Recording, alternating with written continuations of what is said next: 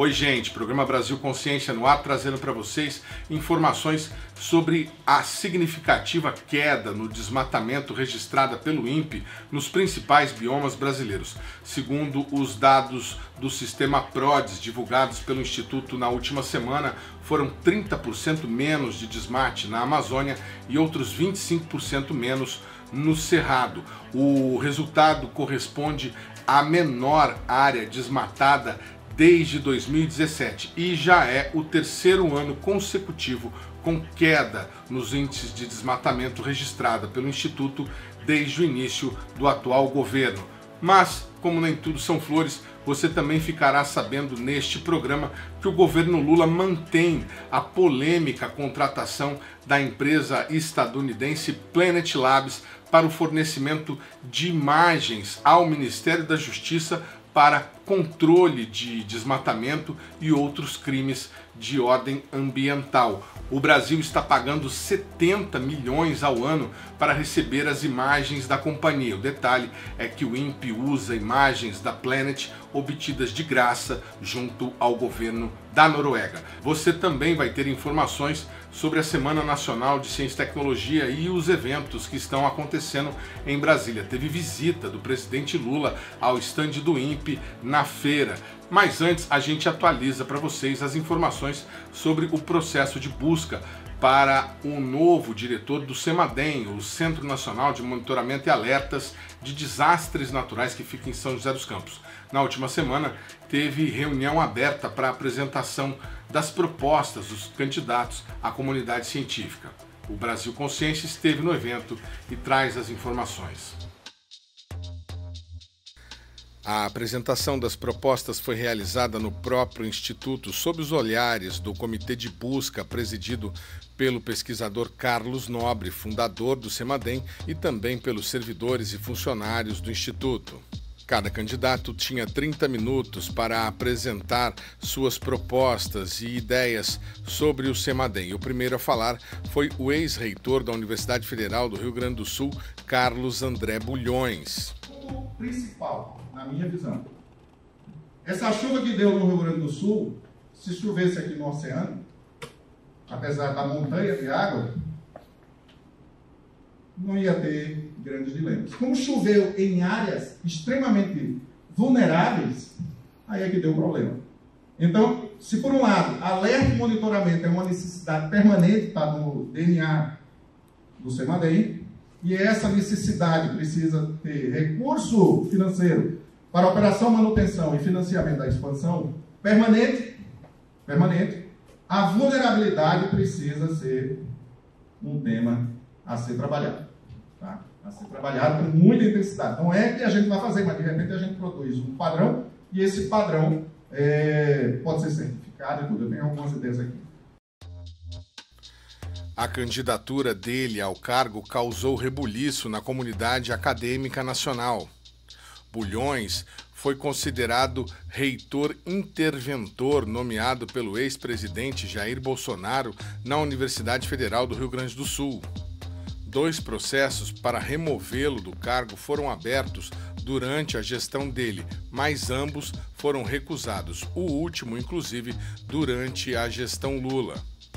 A Andes, por exemplo, o Sindicato Nacional dos Docentes no Ensino Superior, emitiu uma nota de repúdio contra a candidatura de Carlos André Bulhões à diretoria do CEMADEM. Segundo a nota, a candidatura dele é uma afronta à comunidade universitária da Universidade Federal do Rio Grande do Sul e aos princípios democráticos e da moralidade que devem reger o funcionamento das instituições públicas.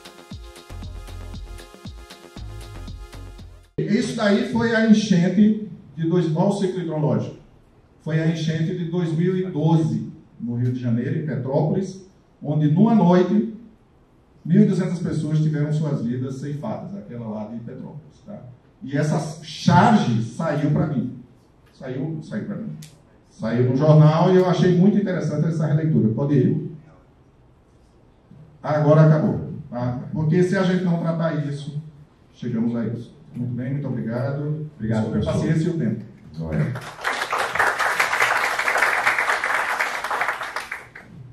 O segundo a apresentar propostas foi o pesquisador do INPE, Luiz Eduardo Antunes Vieira. Principalmente o evento na Espanha mostrou claramente que não basta dar o alerta, certo? Em alguns casos houve falha no alerta, mas por muitas entrevistas que eu vi, houve também falhas na interpretação por parte da população dos alertas. Então isso claramente indica que, além de emitir os alertas, é preciso também trabalharmos bastante para que a população entenda como que o alerta vai ser tratado. É claro que quando a gente fala em alertas, a gente está, na verdade, falando de riscos, certo? E para isso nós precisamos entender a probabilidade, a consequência desses riscos. Essa é uma ideia utilizada amplamente na área, certo? Então, principalmente, nós podemos entender quais são os prejuízos causados por um determinado evento, para uma determinada comunidade, ao longo de um período de tempo, e incluir dois fatores principais, um que seria o aumento das consequências desse dado evento, e outro a redução.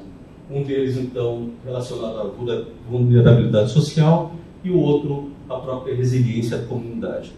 O terceiro pronunciamento foi da candidata Regina Alvalá, que responde atualmente como diretora interina do Instituto. A pergunta, né, que outro dia me fizeram, qual é a sua motivação, né, para querer continuar trabalhando? Pode se aposentar, né? E eu sou pesquisadora, eu acho que eu nasci pesquisadora, porque eu fui a criança mais chata que pegava o pai querendo explicações para processos físicos, etc. Então, eu sou, por essência, pesquisadora. Mas eu acho que eu gosto de gestão. Eu sou filha de comerciante, desde muito pequenininha eu aprendi também sobre gestão. E, sobretudo, eu sou cidadã, né? E eu trouxe aqui dois exemplos. A gente já fez muito, o Brasil já avançou muito, mas a gente está muito longe ainda de uma gestão de riscos e redução de riscos de desastres dos sonhos, não é que nem dos sonhos, né? Mas da necessidade. Então, vejam ali, olha, em cima tem uma fotografia de um lar de idosos em Mimoso do Sul, que foi impactado por umas chuvas no dia 23 de março passado, e nesse lar morreram 5 pessoas, entre 18 e 50 anos. Essa moça, Gilda, ela tinha 50 anos, e ela estava lá na casa, ela mandou uma mensagem pelo celular para o irmão, foi a última mensagem que se registrou dela. Aqui está o maior temporal, tem estalo, relâmpago, eu perguntei o que é que vão fazer e falaram que nós vamos subir. Mimoso do Sul é uma cidade monitorada, o alerta foi emitido para lá. Só que ela ficava numa cadeira de rodas, quando a água entrou, ela perdeu a vida porque ela não tinha mobilidade. Então a gente precisa ainda grandes avanços para comunicar o risco, que é diferente de comunicação de desastres, e temos ainda vários desafios, que é prover a informação que efetivamente sirva para salvar vidas, e é isso que de alguma forma me motiva a continuar trabalhando. Muito obrigada. O último a falar foi o professor da USP, Tércio Ambrise. Professor, como é que o senhor avalia a participação nesse processo e o que o senhor entende, qual é o ganho que a sociedade tem com comitês de busca para escolher diretores de organizações como o CEMADEM? Olha, eu acho fundamental, né, ter um comitê de busca. Eles vão estar olhando, né, para aqueles candidatos que têm efetivamente, né, a capacidade técnica, né, e de conhecimento para poder gerir um centro ou centros como o CEMADEM, tão importantes. Então eu acho que isso é fundamental dentro não só da democracia, né, mas também da meritocracia, porque isso também precisa ser sempre pensado nesses tipos de análise. Agora, o Comitê de Busca irá encaminhar uma lista com 3 nomes para que a ministra Luciana Santos decida quem será o próximo diretor do Instituto. Aproveitando o evento, o Brasil Consciência questionou a atual diretora sobre alguns aspectos administrativos do Semadem, entre eles a aquisição do novo conjunto de PCDs que irá ampliar o número de municípios atendidos pelo Instituto. Nós também perguntamos à diretora sobre o exponencial aumento do número de entrevistas que o Instituto realizou com órgãos de imprensa no ano passado em comparação ao ano anterior, devido ao aumento do número de eventos extremos. Como diretora atual, a senhora mostrou algumas coisas do plano de gestão, entre elas alguns investimentos, por exemplo, para instalar 150 plataformas de monitoramento que vocês já têm em estoque nesse momento. E a gente sabe que havia uma grande licitação em andamento lá na Funcat para fazer a expansão dos sistemas, mas infelizmente essa licitação acabou deserta, né? Nenhuma das empresas participantes acabou habilitada. Como é que vocês estão trabalhando com isso? Qual a perspectiva que vocês têm de poder botar esse plano de expansão de PCDs em andamento logo? Então, a primeira licitação, ela de fato, né, não prosperou, mas nós já avançamos e estamos quase que fechando agora. Acreditamos que até por volta do dia 15 teremos, né, a empresa selecionada, os equipamentos adquiridos e depois as demais etapas que virão para frente para a instalação e depois o provimento de dados e informações, que vai nos permitir, inclusive, aumentar o número de municípios, atualmente de 1.133, nesta primeira etapa dos recursos que vieram, né, pelo PAC, um aumento de mais 212 municípios. A senhora fala em algum momento da apresentação sobre o número de participações na mídia. O Semadem é um instituto que tem um pouquinho mais de uma década. A senhora acha que hoje a população conhece o Semadem e sabe reconhecer a importância do trabalho dele? Eu acho que sim. É claro que a gente precisa olhar, né, sobre que prisma a sociedade conhece, né, o centro. Esses 2 últimos anos, o Brasil foi bastante impactado por eventos que culminaram, né, em mortes, impactos em infraestruturas, impactos para o meio ambiente. Os próprios números que eu mostrei de 2024, né, apontam um salto da inserção do Semadem na mídia. E claro que construir um nome e uma história é algo que muitas vezes demora décadas, a depender da missão que qualquer instituição tenha, né? É um trabalho que demanda esforços. Eu diria que a gente ainda carece, né, de recursos humanos, especialistas para nos auxiliar, para que essa inserção ela seja ainda, que o centro tenha maior visibilidade, mas que com o atual quadro de recursos humanos que nós temos, nós não damos conta nem de colocar o centro nas mídias sociais, né? Esse é um gargalo que nós temos, que esperamos agora, com a vinda dos novos servidores, nós possamos, aumentando o quadro de RH, contar com um profissional especialista nessa temática. Nós temos uma profissional só na assessoria de comunicação, tem uma pessoa, inclusive, que está muito perto de se aposentar. Então, ainda um quantitativo de servidores aquém do necessário para um centro desse porte e para a missão, que também é muito específica. O Semadem marcou presença na 21ª Semana Nacional de Ciência e Tecnologia, realizada pelo Ministério de Ciência e Tecnologia em Brasília na última semana. O estande do Instituto apresentou diversas atividades educativas e informativas aos visitantes do evento, que reuniu alguns dos principais institutos de pesquisa do Brasil. O presidente Lula e a ministra Luciana Santos visitaram as instalações do Semadem e interagiram com os pesquisadores. E além disso, a gente tem pesquisa, e também atividades de educação. Exato, justamente para conscientizar as crianças do risco de desastre. É um programa chamado Semana da Educação, ele desenvolve atividades em escolas para levar essa informação sobre risco e vulnerabilidade para as crianças.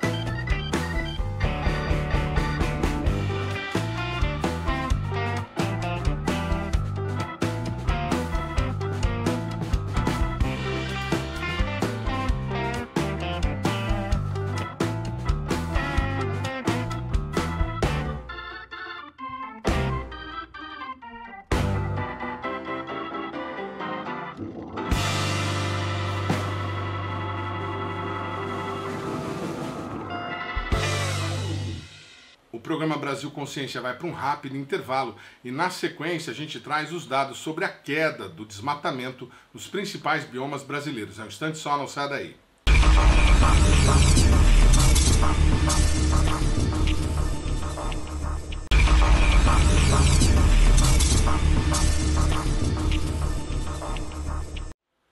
Segundo bloco, o programa Brasil Consciência de volta, e a gente traz agora as informações sobre a queda no desmatamento dos principais biomas brasileiros registrada pelo INPE. Os dados divulgados na última semana pelo PRODES, o Programa de Monitoramento do Desmatamento na Amazônia Legal por satélites, apontou queda de 30% na Amazônia e outros 25% no Cerrado. O resultado é o menor em área desmatada desde 2017 e é a terceira queda consecutiva nos dados do PRODES registrada durante o governo Lula. Veja os detalhes.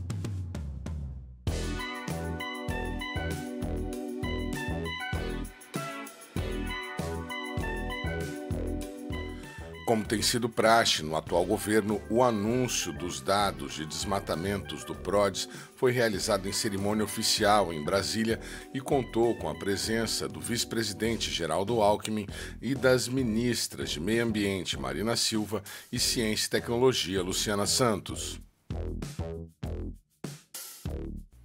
O coordenador do Sistema de Monitoramento dos Biomas Brasileiros, Cláudio Almeida, que é servidor do INPE, foi responsável por fazer a apresentação dos dados. O INPE mantém dois sistemas de monitoramento, um sistema de monitoramento que é anual, que é o PRODES. Ele produz os dados oficiais do desmatamento para o governo brasileiro, esse mapeamento mais detalhado que dá o número definitivo do desmatamento, e o DT, que é um sistema diário, que ele foi criado para atender às necessidades das equipes de fiscalização. Então, diariamente, nós varremos todas as imagens que recobrem os biomas brasileiros, e para a Amazônia e para o Cerrado, a gente faz esse mapeamento e encaminha isso para os órgãos de fiscalização. Hoje, nós vamos estar aqui para tratar justamente dos dados, dos resultados apresentados pelo PRODES. Além dos dados, Almeida apresentou aos participantes do evento as novas tecnologias que têm sido empregadas no sistema de monitoramento. Primeiramente, eu gostaria de apresentar as inovações que o PRODES trouxe para esse ano. O INPE já tem mais de 30 anos, 36 anos que nós fazemos o monitoramento da Amazônia, e é um projeto que está em constante evolução. Nós temos uma grande equipe técnica, temos curso de pós-graduação, e a gente está sempre evoluindo os sistemas. Esse ano, a gente passou a adotar o mapeamento feito a partir das imagens Sentinel. Então, com isso, a resolução do dado PRODES agora é uma resolução de 10 metros. Isso acura o resultado, faz com que os polígonos que são delimitados sejam melhor delimitados, com melhor resolução. E um outro grande avanço que a gente passou a ter é o fato de usar imagens de radar. Porque mesmo usando muitas imagens, no caso do Sentinel, você tem uma grande disponibilidade de dados, usando também os dados Cibers e Landsat, ainda assim há regiões da Amazônia que ficam cobertos por longos períodos nublados. Então, com isso, a gente passou a usar as imagens radar, e isso vai garantir que 100% do território, nesse ano, é a primeira vez que 100% da área que está sendo monitorada vai ser observada, não vai ter a incerteza de ter uma área coberta de nuvens. O Brasil Consciência já havia apresentado a novidade aos nossos telespectadores no último mês de setembro, quando acompanhamos a visita da ministra Luciana Santos ao INPE. Uma outra questão que a gente está utilizando bastante esse ano, e o nosso objetivo, que assim, a gente tem áreas na Amazônia, por exemplo, a gente sempre usa o exemplo de Roraima, que Roraima tem nuvem o ano todo quando a gente olha, né? Então a gente tem imagens assim no período seco, onde a gente não consegue enxergar nada. Então o nosso objetivo agora também é conseguir enxergar a Amazônia como um todo, né? Já que a gente está usando uma série temporal longa, 24 imagens mais ou menos por ano para cada área. Então na hora de fazer a revisão aqui, se a gente vê que todas as imagens do período seco elas estão com nuvem, a gente está passando a utilizar essa imagem de radar, que é uma imagem que ela não é oticamente para a gente tão agradável quanto as outras, mas elas permitem, olha, identificar se houve ou não aquele desmatamento.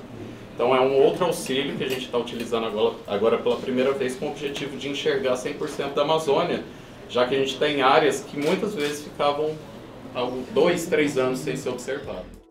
Com relação aos dados propriamente ditos, o pesquisador Cláudio Almeida fez um balanço de toda a queda do desmatamento acumulada desde o início do governo e apresentou os novos dados.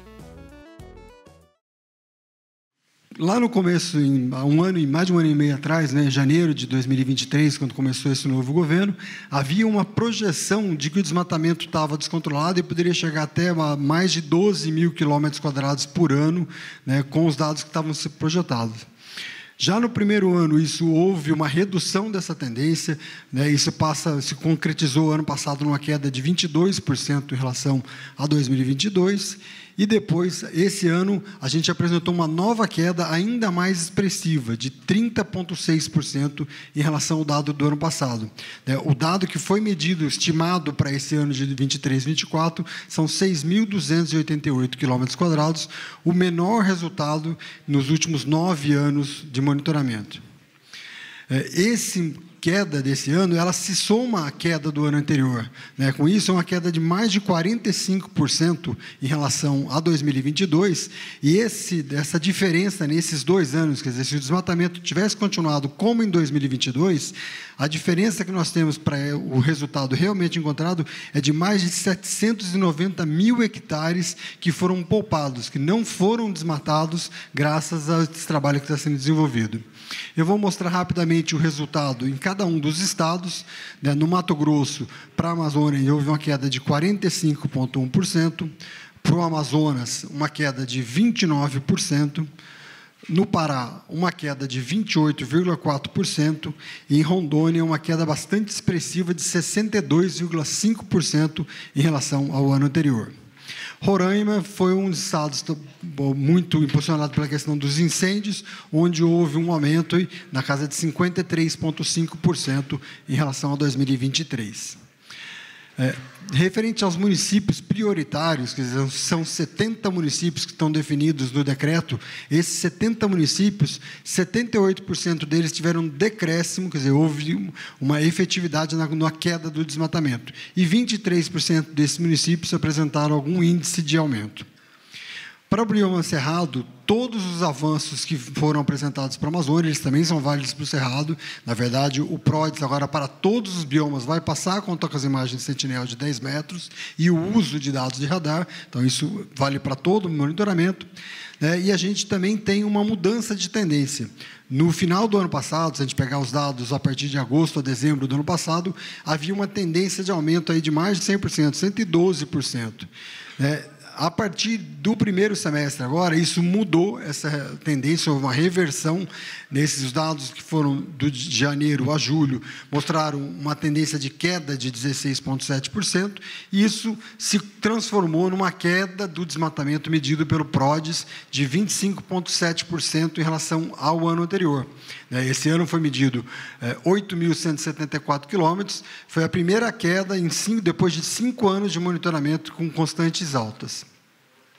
Esse monitoramento, esse desmatamento para o Cerrado, ele se concentra na região do Mato Piba. Ano passado, ele já estava bastante concentrado, com 75% ocorrendo nesses 4 estados, e agora ele está ainda um pouco mais concentrado, passou a 76,4% do desmatamento ocorrendo nesses 4 estados. Aqui, novamente, eu vou apresentar os resultados para esses 4, que são os mais relevantes no desmatamento do Cerrado. O Maranhão, com uma queda de 15,1%. Tocantins, uma queda de 9,6%. O Piauí, uma queda de 10,1%. E a Bahia, com uma queda também muito expressiva de 63,3% em relação ao ano anterior. O secretário de Controle do Desmatamento e Ordenamento Ambiental do Ministério do Meio Ambiente, André Lima, complementou as informações apresentando dados sobre a emissão de CO2 e também das ações de fiscalização realizadas contra o desmatamento. Esse slide ele mostra a estimativa em toneladas de carbono da redução, considerando a redução na Amazônia nos últimos 2 anos, em comparação com 2022, de 359 milhões de toneladas de CO2, e no Cerrado, de 41,8 milhões de toneladas de CO2, considerando a dinâmica de 2003 e 2004 do PRODES, que soma, nesse primeiro biênio do governo, uma redução de 400 milhões, 400,8 toneladas de CO2. Essa é a contribuição. Milhões de toneladas de CO2. Essa contribuição. E aí é importante destacar algumas das ações, pelo adiantado na hora nós vamos fazer assim bem rapidamente mesmo, selecionamos apenas algumas, tem muito mais ações sendo feitas. Nós estamos destacando aqui, no eixo de atividades produtivas do PPCDAM, o início de todo o processo de articulação com os 48 municípios da lista de municípios prioritários, com o início do processo de construção do projeto Profundo Amazônia, serão 600 milhões de reais investidos, 170 milhões do programa Floresta Mais, a ampliação também de concessões florestais pelo Serviço Florestal Brasileiro na Amazônia, da ordem de 1 milhão de hectares, aprovação do decreto que institui a Estratégia Nacional de Bioeconomia, tem uma série de outras ações, e depois o slide vai estar disponível a toda a imprensa para poder identificar as outras várias ações desse eixo. No eixo de monitoramento e controle, a gente destaca, obviamente, as ações de fiscalização do IBAMA e do ICMBio, cumprimentando aqui os presidentes do IBAMA e do ICMBio, que representam, nesse biênio, um aumento de 98% do IBAMA, dos autos de infração em relação à média da gestão anterior, e o ICMBio um aumento de 111% também nas ações de fiscalização nesse biênio 23 e 24. A AGU, importante, entrando com várias ações civis públicas contra os maiores desmatamentos na Amazônia. Foram, nesse ano, 73 ações civis públicas, e as ações da Polícia Federal, junto com a Força Nacional de Segurança Pública, FUNAI, IBAMA, MPI, Ministério dos Povos Indígenas, Polícia Rodoviária Federal, Exército, de combate ao garimpo e desintrusão na terra indígena Yanomami, e várias outras terras indígenas, territórios indígenas que também estão sofrendo essa ação de desintrusão. No eixo de ordenamento territorial e fundiário, cumprimentando também aqui o ministro Paulo Teixeira, uma das ações mais importantes foi a revitalização, a reconstituição da Câmara Técnica de Destinação e Regularização Fundiária, com já o indicativo de destinação da ordem de 13 milhões de hectares de florestas públicas, com estudos para unidades de conservação, territórios indígenas, concessões florestais e destinação a povos e comunidades tradicionais. A homologação de aproximadamente 810 mil hectares de territórios indígenas, a criação ou ampliação em mais 303 mil hectares de unidades de conservação, uma nova modalidade também de reconhecimento de territórios de povos e comunidades tradicionais, né? Saudando também aqui a nossa secretária Edel, que está aqui presente, para a destinação de florestas públicas para povos e comunidades tradicionais, da ordem de 1,5 milhão de hectares, com uma nova modalidade que está sendo orquestrada entre o Ministério do Desenvolvimento Agrário e o Ministério de Meio Ambiente. E, por fim, no eixo 4, instrumentos econômicos e financeiros, saudando também aqui o Nabil, representando o BNDES, a retomada do Fundo Amazônia, com já declarações de interesse em novas doações da ordem de 3,5 bilhões, dos quais 1,4 já contratados, 28 novos projetos que tramitaram pelo Ministério do Meio Ambiente já estão no BNDES esse ano. Depois eu vou ter 2 slides específicos para destacar as ações do Fundo Amazônia, que são bem estratégicas, né? A retomada do programa Bolsa Verde, que é um mecanismo de pagamento por serviços ambientais para povos e comunidades tradicionais, a aprovação e a sanção da Lei da Política Nacional de Manejo Integrado do Fogo, a Lei 14.944, ali precisa corrigir o número depois, e o aprimoramento no decreto de crimes e infrações ambientais, oportunizando ao IBAMA novos mecanismos e ferramentas para atuar em cima do desmatamento, sobretudo nas áreas de florestas públicas, nas áreas de florestas públicas na Amazônia. Importante destacar também a resolução do Banco Central, resolução 5081, que criou condições para acesso a crédito rural, não só na Amazônia, mas em todos os biomas, e restringindo acesso a crédito para quem tem desmatamento ilegal. Essa tem sido uma das medidas mais importantes associadas à destinação de florestas públicas e à fiscalização ambiental para o alcance dessa redução significativa dos desmatamentos. O INPE, inclusive, tem papel significativo nesta ação, conforme mostramos na mesma visita da ministra que citamos há poucos instantes. E se a gente falar que é o desmatamento aqui, esse proprietário não vai poder vender o gado, não vai poder pegar empréstimo no banco, ele vai ficar bloqueado. A gente tem que ter uma acurácia muito grande, uma responsabilidade muito grande no trabalho.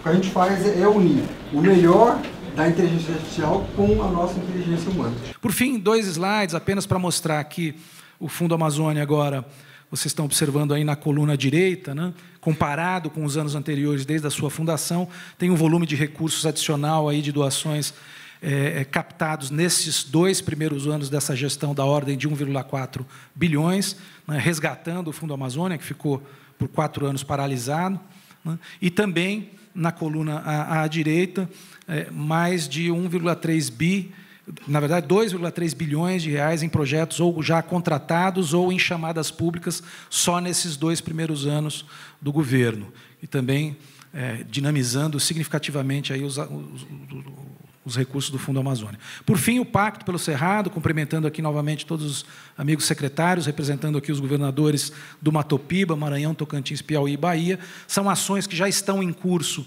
desde abril, logo em seguida de uma reunião que teve aqui, liderada pelo ministro Rui Costa, com os governadores do Cerrado. Nós começamos o que a gente está chamando aqui do ABC, do controle do desmatamento ilegal no Cerrado, uma série de medidas, né, relacionadas ao embargo de áreas desmatadas ilegalmente, suspensão de cadastro ambiental para quem não tem autorização de supressão de vegetação. É um procedimento e um método que está sendo desenvolvido com os 4 estados do Matopiba, que tem se mostrado bastante eficaz e que a ideia é que, aos poucos, a gente automatize esse procedimento para que ele possa, inclusive, servir de método e de modelo de ação interfederativa, né, IBAMA, Ministério do Meio Ambiente, ICMBio e Secretarias Estaduais de Meio Ambiente, como também a criação de um grupo para pensar em instrumentos econômicos para viabilizar a conservação de mais cerrado, de ativos florestais no cerrado. Então, essas são as ações que também estão no contexto do Plano de Prevenção e Controle dos Desmatamentos no Cerrado. Com isso, nós concluímos. Muito obrigado. Após a apresentação, foi organizada uma coletiva de imprensa na qual a ministra Marina Silva repercutiu a eleição de Donald Trump nos Estados Unidos e os riscos que o negacionismo do novo presidente dos Estados Unidos possa causar ao meio ambiente. Mesmo em períodos muito difíceis, o esforço climático conseguiu avançar. Agora nós estamos vivendo uma situação de limiar, porque não há mais espaço para protelar absolutamente nada com tudo que está acontecendo.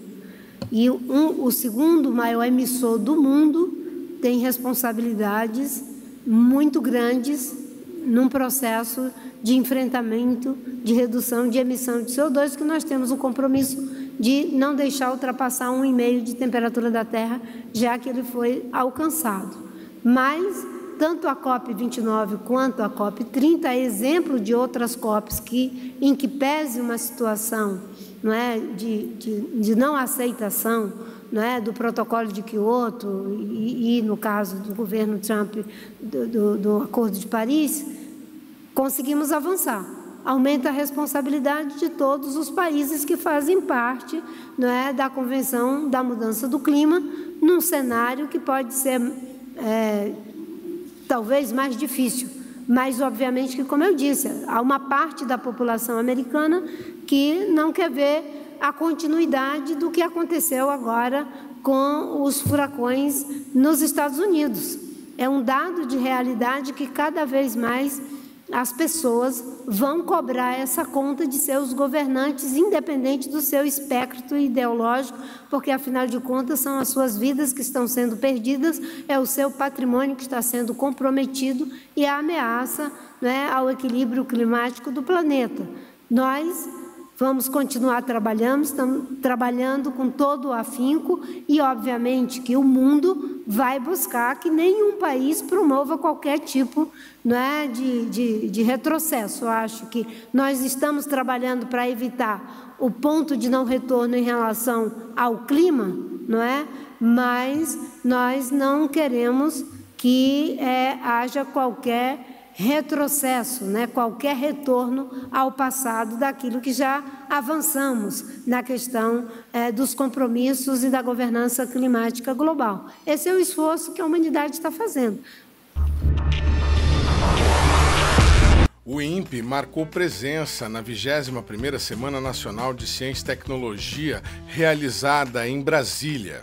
O Instituto apresentou um estande com maquetes de satélites, atividades interativas para crianças, além de imagens reais de satélites.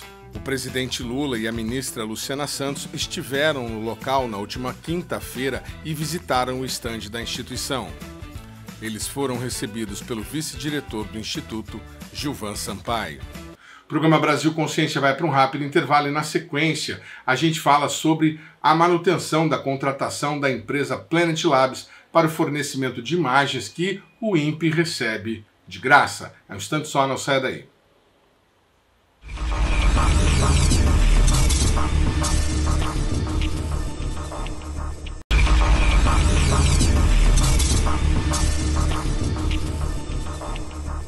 Mas, como nem tudo são flores, você ficará sabendo aqui que o governo Lula manteve a polêmica contratação feita sem licitação pela gestão Bolsonaro da empresa estadunidense Planet Labs para fornecimento de imagens de satélite. O INPE usa imagens da Planet para fazer o serviço de monitoramento dos biomas obtidas gratuitamente por um convênio com o governo da Noruega. O Ministério da Justiça estabeleceu mais um termo aditivo para o contrato 18/2020, por meio do qual a Polícia Federal contrata a empresa Santiago e Sintra Consultoria para o fornecimento de imagens e serviços da Planet Labs. A Planet Labs é uma empresa estadunidense especializada no fornecimento de imagens via satélite. A contratação dela em 2020 foi promovida pelo então governo Jair Bolsonaro. Na oportunidade, o governo contratou a Planet ao custo de R$ 49 milhões para fornecer imagens e uma série de serviços que estão disponibilizados a gestores públicos no portal do programa. A última renovação de contrato assinada no mês de setembro foi da ordem de R$ 69 milhões para mais 12 meses de serviços. O orçamento para o Programa de Monitoramento de Biomas no INPE neste ano está estabelecido em apenas R$ 4 milhões. A contratação da Planet sem licitação havia sido questionada no Tribunal de Contas da União, que após uma série de deliberações acabou considerando a contratação regular. Junto com o julgamento do contrato da Planet, também foram analisadas as compras dos satélites do sistema Lessônia, pelo qual o país pagou aproximadamente R$ 145 milhões. A contratação dos 2 satélites finlandeses também foi considerada regular pelo Tribunal de Contas da União. A questão, porém, é que o INPE já usava as imagens disponibilizadas pela Planet para fazer complementação no trabalho de análise de desmatamento, e as imagens, no caso, são obtidas gratuitamente por meio de um convênio com o governo da Noruega. Nós solicitamos ao INPE um posicionamento oficial sobre o uso das imagens da Planet para o trabalho de monitoramento dos biomas brasileiros. Até o fechamento dessa edição, não havíamos recebido retorno do porta-voz designado. Nós questionamos a pesquisadora Luciana Soller, que coordena o trabalho dos bolsistas que faz a análise das imagens, sobre a qualidade das imagens Planet e o uso delas no dia a dia para o monitoramento dos biomas. Oi, Edmond, tudo bem? Bom, a gente utiliza imagens Planet aqui no INPE através de um acordo que tem com o governo da Noruega, tá? O INPE tem esse acordo com o governo da Noruega. Existe um programa no Brasil, que eu acho que é o Brasil Mais, que eu acho que é do Ministério da Defesa, que qualquer instituição pública pode ter acesso a essas imagens também, tá? O INPE não usa esse Brasil Mais, o INPE tem um outro acordo, que a gente já usava antes do Brasil Mais, então esse acordo era para ser findado agora, mas foi renovado, tá? As imagens Planet são de excelente qualidade, são de altíssima resolução, né? No geral, são imagens que você vê no Google Earth, assim, né? Na internet, só que aquelas lá não são atualizadas, né? A gente tem acesso às imagens atualizadas através desses acordos. São imagens que realmente são muito úteis para tirar dúvida, para verificar se realmente aquilo que a gente está vendo numa imagem, num outro tipo de imagem, que é a imagem da ESA, Sentinel, ou da NASA, que é a Landsat, né, que é historicamente a que a gente usava no mapeamento nosso aqui, eram as Landsat, agora a gente está usando Sentinel, só que essas duas são imagens que têm uma resolução entre 10, 20 e 30 metros. A área mínima que você vê, né, a resolução do pixel é isso daí, é 30 metros, tá? Entre 30 e 10. Agora, Planet você vê 1 metro, né? Então é outra coisa. E aí o problema dessas imagens é que elas não têm uma frequência de imageamento da mesma área com uma frequência que a gente precisa, né? Às vezes ela demora 20 dias para passar de novo, né, no mesmo lugar. E a gente que trabalha com DETER, por exemplo, a gente precisa de imagens que estão passando ali toda semana, e mesmo as do PRODES, elas têm aí 6 dias, a gente consegue ter uma imagem cobrindo a mesma área, né, para a gente eliminar nuvem, né?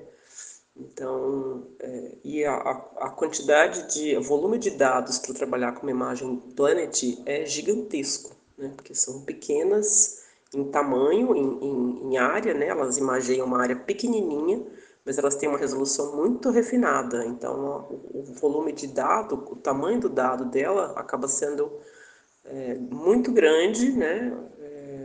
Se você comparar com uma imagem que tem 30 metros de resolução.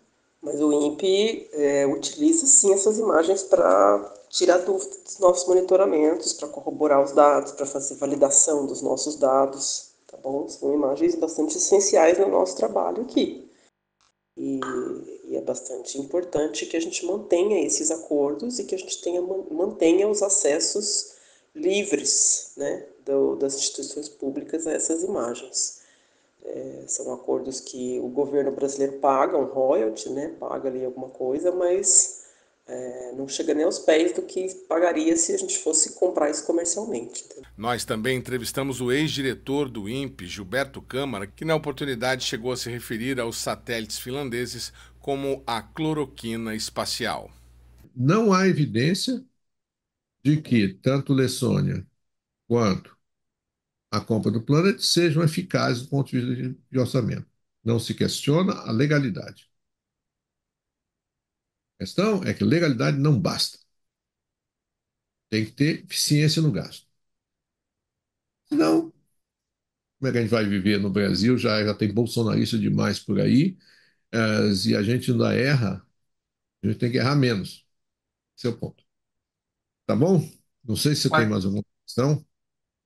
E o que eu queria perguntar também é, se o INPE recebesse 250 milhões de reais em investimentos, ainda que fracionados ao longo de 4, 5 anos, ele desenvolveria capacidade para atender essas especificidades que a Polícia Federal alega como justificativa para contratar a Plant, por exemplo, para identificar garimpos dentro da floresta ou de outras áreas? Eu acho que o INPE poderia desenvolver, quer dizer, vamos pensar assim um pouco, de que o INPE tem uma plataforma, que é o Amazônia 1, que poderia ser. Aí para usar esse dinheiro, você teria que ter, então, eu digo assim, uma plataforma com diferentes capacidades de satélite. Mas, no caso da Planet, 250 milhões de reais, o que nós teríamos, que obviamente, eu acho que aí vem uma questão mais delicada, é saber, será que nós precisaríamos gastar 250 milhões de reais para ter acesso aos dados da Planet? Essa é uma pergunta importante. Por quê? Porque a Noruega, através de um programa que ela paga, já permite a órgãos públicos brasileiros, como o INPE, terem acesso a imagens da Planet. Com uma frequência suficiente para identificar garimpo. Então, de novo, aí entra a questão da eficácia. Nós já temos, através do acordo com a Noruega, acesso a dados